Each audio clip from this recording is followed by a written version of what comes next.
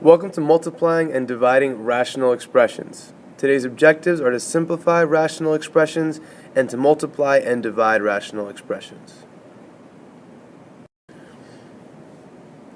So let's simplify some rational expressions. Now, a rational expression is the quotient of two polynomials. So if we look at example A, here we have two polynomials that are in fraction form. Now, the goal is to simplify this as much as possible.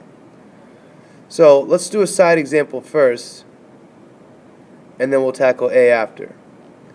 If we were going to simplify the fraction 10 divided by 25, well, we know that these two terms, 10 and 25, both have a 5 in them. So we can divide both of these by 5, and then we have 2 divided by 5. Now, this is the simplest form because you cannot simplify this number anymore. So when we look at example A, the idea is very similar. We want to simplify each term as much as possible. So for A, we have 3 divided by 2 times x divided by x to the 4th. Now all I did was just split these two fractions up. Now the reason I did that here is to see if I can simplify anything with the two constant terms. Well, 3 over 2 is as simplified as it gonna get, so we'll leave it that way. But the next fraction that we have is x to the 7th divided by x to the 4th. Now, since these two variables have the same base, we know by reviewing our exponent properties that we can subtract these values. So this would become x to the 7th minus 4, which is x to the 3rd.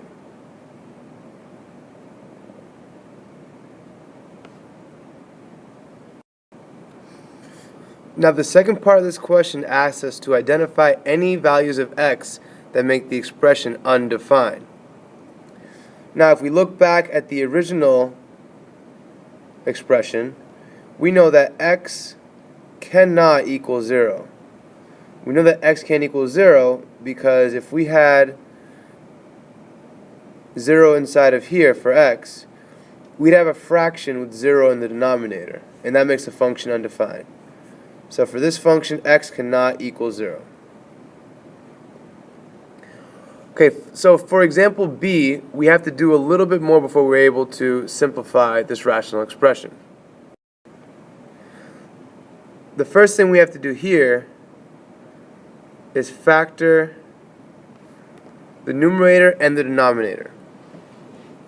So we can factor our numerator by saying two terms that give me x squared are x and x, and two terms that give me negative 3 have to be 3 and 1. Since the middle term is negative, I know my bigger term has to be negative, and since the final number is negative, I know I need a negative number and a positive number. So that's my numerator. Now I have to factor the denominator as well. So same idea, I need two terms that give me x squared, so I need an x and an x. All these are positive, so I know all of these binomials are going to be positive. And I need two terms that multiply together to give me 4 and add up to be 5. So I'm good with a 4 and a 1. Okay, the first step was to factor. The second step is to simplify. Now, since we have these two x plus 1's here, those both cancel out. And then what we're left with is x minus 3 divided by x plus 4. And that is our fully simplified rational expression. Now the second part is to identify any values of x that make the expression undefined. So those two values that would make the expression undefined are negative 1 and negative 4. Now I got both of these numbers from this denominator right here. If I were to plug in -1 into this binomial, I'd have a 0 in my denominator. If I'd plug in -4 for any of these x values in my denominator, I'd have a 0. You want to avoid getting a 0 because you don't want your function to be undefined. So right here, this is our fully simplified rational expression, and these are the values of x that make the expression undefined. Okay, let's do a few practice problems. The idea is similar. We want to simplify, and then we want to identify any x values for which the expression is undefined. So for the first one, we know that 16 over 8 is 2. And since these exponents are raised to the same base, we know we can subtract them. So a simplified expression would be 2x to the 9th. Second part is to identify any x values for which the exponent is unidentified. So for this one, x cannot equal 0. Okay, for part B, our numerator is fine.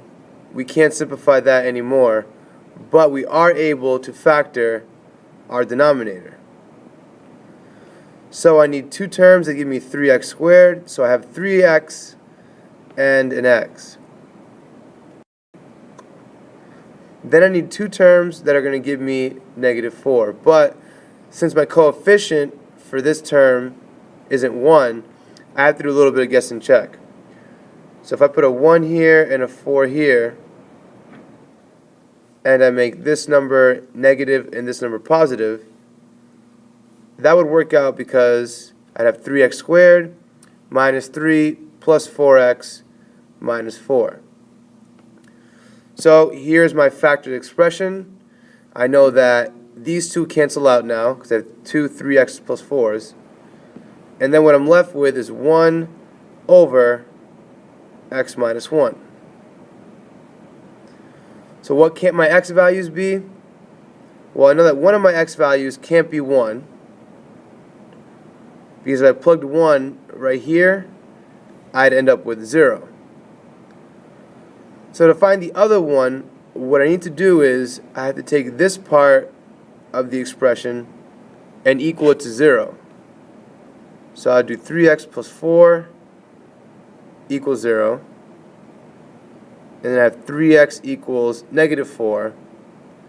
And x can't equal -4 over 3. Now the idea behind that is if I was to plug this number back right here, I'd end up with 0 on this part of the denominator, which would make my function undefined.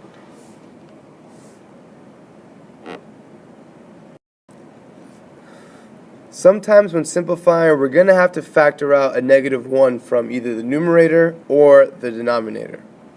Now what I want to do is I want to show you what would happen if we didn't do that, and then show you why it's helpful to do that. So for my expression here, 2x minus x squared over x squared minus x minus 2, let's simplify any common terms. So in the numerator, we have an x in both those terms. So if we took out an x, we'd be left with 2 minus x in the numerator. Now we have to simplify our denominator. Once we factor this, we have an x and an x. We know we need a 2 and a 1. And since they're both negative, we need a negative and a positive. So I'd make the bigger number negative and the bigger number positive. So now in this step we're kind of stuck because we can't just eliminate the 2 minus x and the x minus 2. Those aren't the same. And we can't do anything with the x plus 1's. So here we are stuck. Now let's look at what would happen if we took out a -1 from the numerator.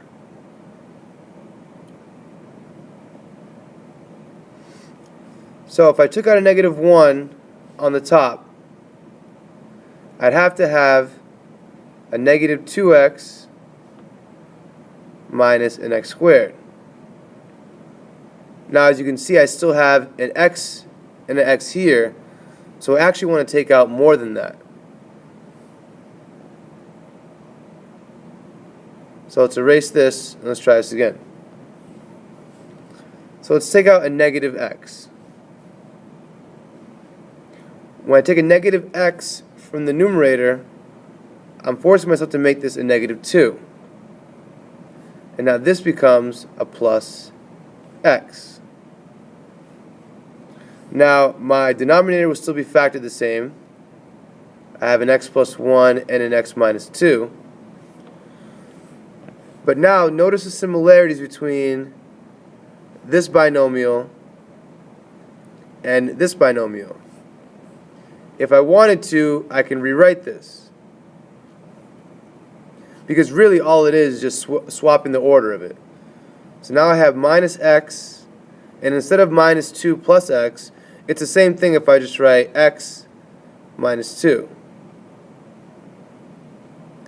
Now this is more helpful to us because now we can see those two x minus 2's. We can eliminate those out, and now our function or expression is simplified. So sometimes it's helpful to take out a negative 1 and rearrange the numbers.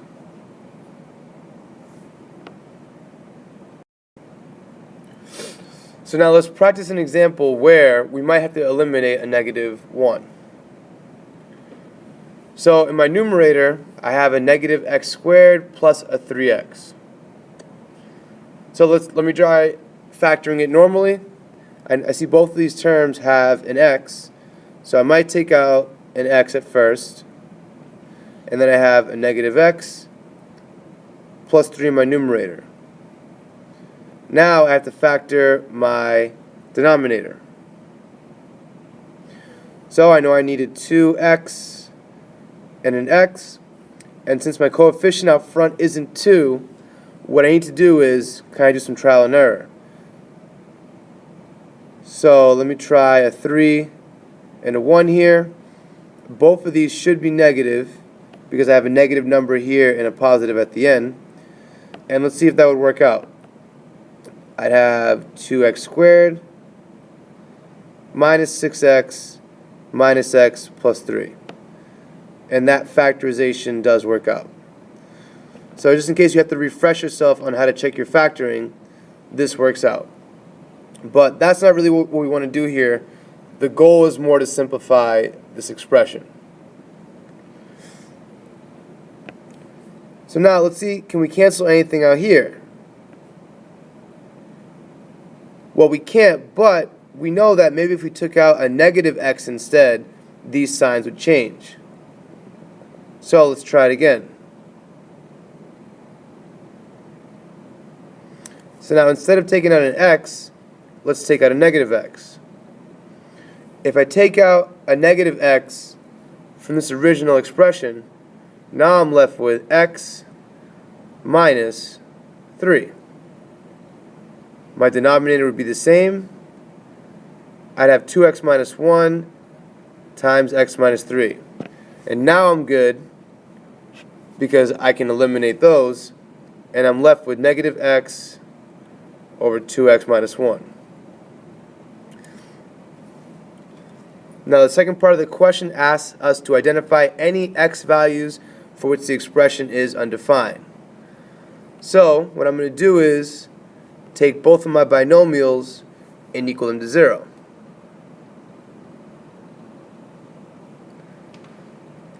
Because I want to figure out what would happen if I plugged in an x value here to make this binomial 0. So I have 2x equals 1, x equals 1/2. So x cannot equal 1/2. If I took 1/2 and plugged it in right here, I would have 2 times 1/2, which is just 1, and 1 minus 1, which is 0. So I can't have this. And I also cannot have x equals 3. So these are the two x values for which the expression is undefined.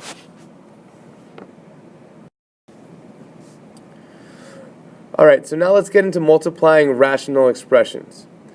So we're going to assume that all expressions are defined. Now, for these, you have a lot of things going on with numbers and variables. My advice would be initially to see if you can simplify anything from the original setup.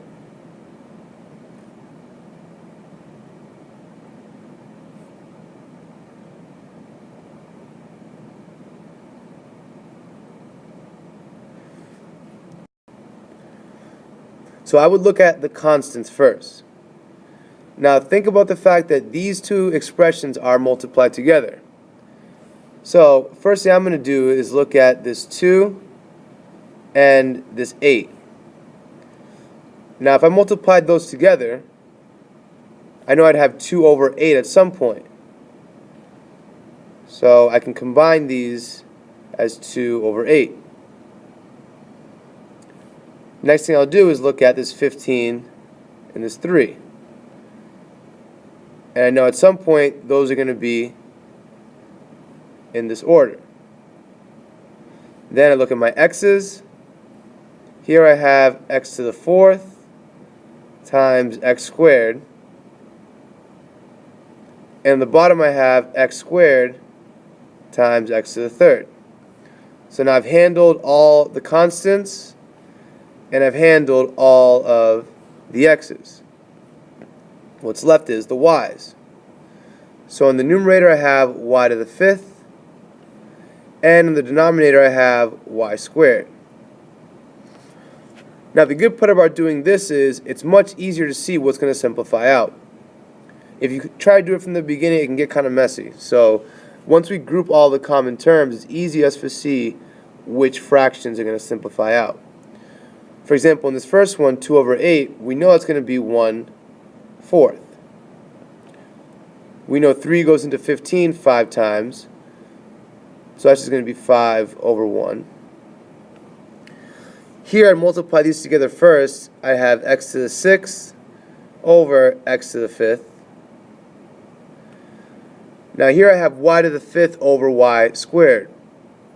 These two variables have the same base, so I can subtract these exponent values, and I have y to the 3rd. Now all that's left is to simplify and combine them. I can actually do one more step here, so let me do that. I'll have 1/4 times 5 over 1. 6 minus 5 is 1, so I'll have x over 1 times y to the 3rd over 1. Now I can just combine these. So my numerator is going to read 5x times y to the 3rd over 4. So if you have these monomials, it might be easier to break them off and then simplify them.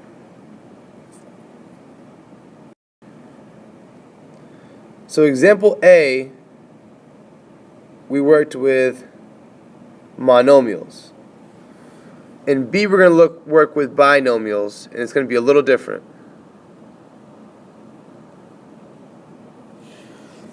So here we want to look at each expression and see how we can simplify it out. So we can't do anything with the x plus 2, but with this denominator right under it, I know that these two terms have a 3 in common. So I can factor out a 3. Then I have 3 times x plus 4. Now with the numerator of our second fraction, I can't do anything with the x plus 4, but I can factor this expression using the difference of squares. So now I can factor that to be x plus 2, x minus 2. Now, at this point, I try to eliminate any common binomials. So I have this x plus 2 and this x plus 2 here, which will cancel out. And I also have this x plus 4 and this x plus 4, which cancels out. So now my numerator is 1, and my denominator is just 3 times x minus 2. So for binomials, it's a little different. You might have to do some factoring and some simplifying and cancel out any common binomials. Okay, let's try a few practice problems. Now, for this first problem here on the left, what I want to do is combine all the common terms. So in my numerator, I know I have a 20, and in my denominator, I have a 15. If I combine my x's, I have x to the 7th times x in the numerator, and then I have this 2 times x to the 4th. So actually, let me combine the 15 and the 2 together and rewrite this as 20 times x to the 8th over 15 times 2 would be 30, and then I have x to the 5th down here. Now this 20 over 30 would cancel out to be 2 over 3, and this x to the 8th over x to the 5th would become x to the 3rd. Since we're assuming that all of the expressions are defined, we don't need to figure out what would make this function undefined. Okay, for the second one, now we're working with binomials. So we're looking at each expression, numerator or denominator, and see what we can factor out. So for this first part, we have the 10x minus 40.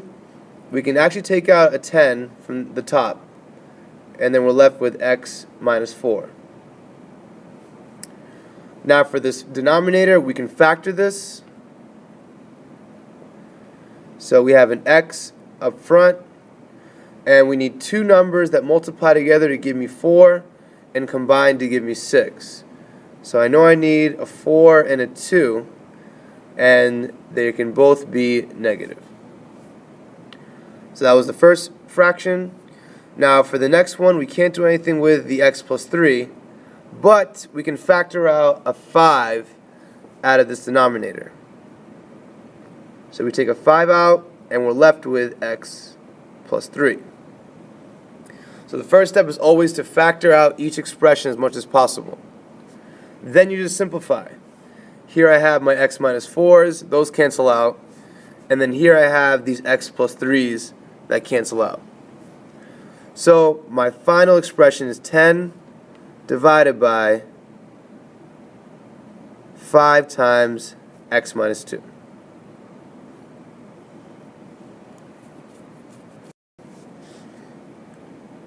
When you're dividing rational expressions, it's easier to think about it as multiplying the reciprocal. Now we know that because, for example, if we were going to say 4 divided by 2, we know that's 2. But that's also the same as 4 times 1 over 2, which is 4 over 2, which is just 2. So this is the main idea. Multiplying is the same as dividing by the reciprocal. So let's look at this first expression a. So my first step that I would always do is rewrite the expression. Because it's division, I want to turn that to multiplication. So this expression is going to be 4x to the 3rd divided by 9x squared times, now we're going to flip that. It's going to be 9y to the 5th divided by 16. Now once you do this, it's the same as multiplying. You want to group the common terms. So let's work with the constants. So right off the bat, we see this 4 and this 16 here. We can cancel those out, but I want to rewrite this first. So I have a 4 times a 9 for constants, and then I have a 9 times 16 on the bottom. I have an x to the 3rd over an x squared, and then I have a y to the 5th over y. So in this first fraction here, these 9's can cancel out, and then I have a 4 over 16, which is going to become 1 over 4. I have an x to the third over x squared. That's simply going to become x. And then I have a y to the fifth over y, which will become y to the fourth. So my final expression is x, y to the fourth, over 4. Since the expressions are assumed to be defined, we don't need to assume which values of x will make this undefined. Okay, for part B, similar idea. First thing we want to do is rewrite it. So we have x to the fifth minus 4x to the third over x squared minus x minus 2. Then here we flip it. So now we have x squared minus 1 over x to the fifth minus x to the fourth minus 2x to the third. So now we're just multiplying. So now we're dealing with expressions with common terms. So now we have to simplify and factor out some terms. So let's start off with this first fraction here. Now both of these terms have an x to the third in common. When I do that, I'm left with x squared minus 4 up top. Now for my denominator, I can factor this into two binomials.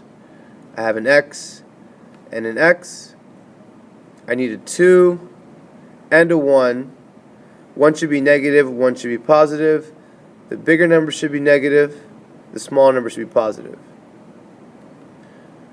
Now I have this x squared minus 1. I know I can do difference of squares, and I know that's x plus 1, x minus 1. And then for my trinomial down here, these all have an x to the third in common. So I want to factor that out first. Then I'm left with x squared minus x minus 2. So let's think about what we can factor out more. We have two more things we can factor out one more level. This x squared minus 4 can be factored out more, and this trinomial here can be factored out more. So we have one more way to rewrite this. Now we're going to have x to the third times x plus 2, x minus 2. And then we're going to have x plus 1, x minus 2. That stays the same. This numerator stays the same. We have x plus 1, x minus 1. But now this bottom fraction right here, this denominator can be factored more. So we have x to the third, and we can factor this into two binomials.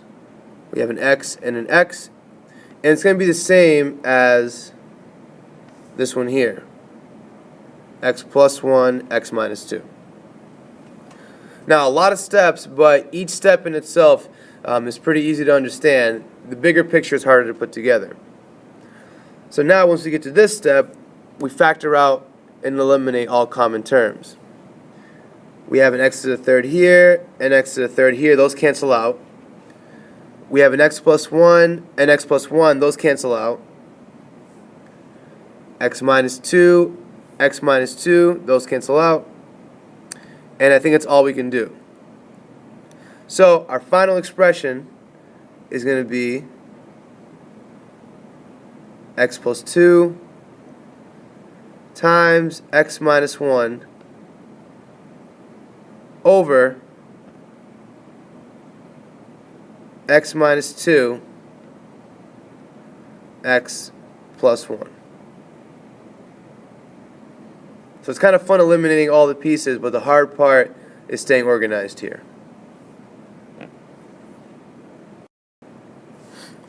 Now, when we're solving simple rational equations, we're combining all the ideas of simplifying, multiplying, and dividing right into one. So the first thing we want to do is simplify the rational expression.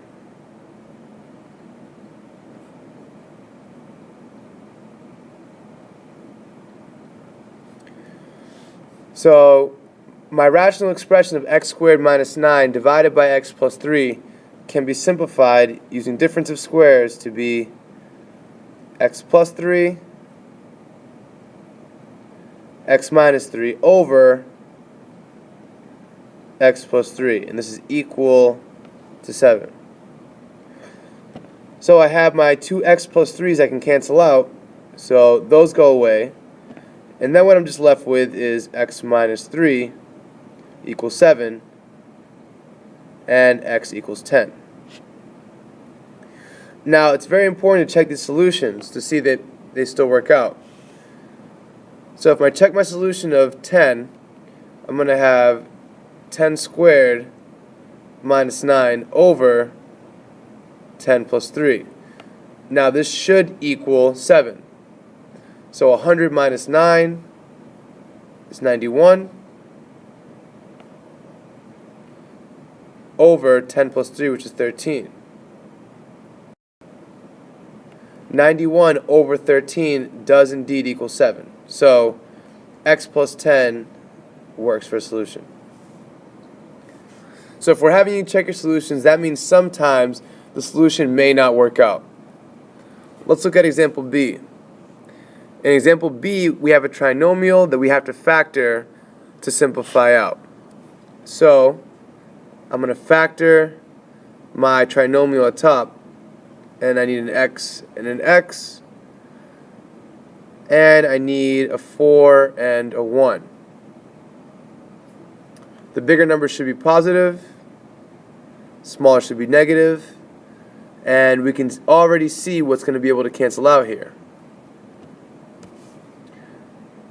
The x minus 1's cancel, and then I have x plus 4 equals 5. So my solution is x equals 1. Now, let's check our solution. But we don't need to go that far to see that this solution won't work. If I took this x equals 1 and plugged it in right here, what's going to happen? I'm going to end up with a 0 in the denominator. So x equals 1 is not a solution.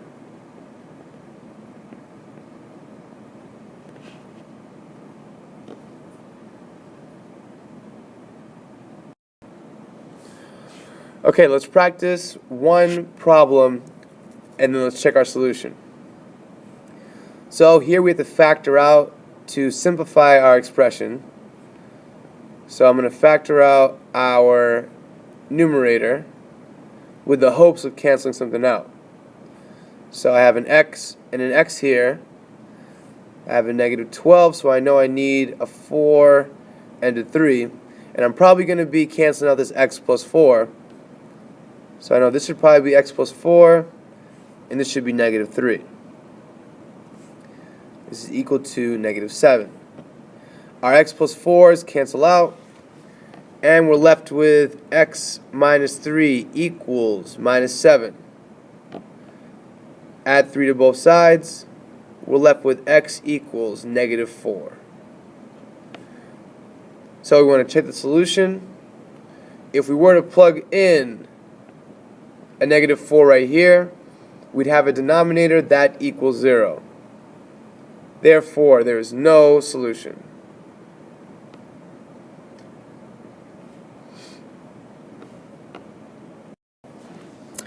Alright, and that's the end of our video. Thank you. Take care.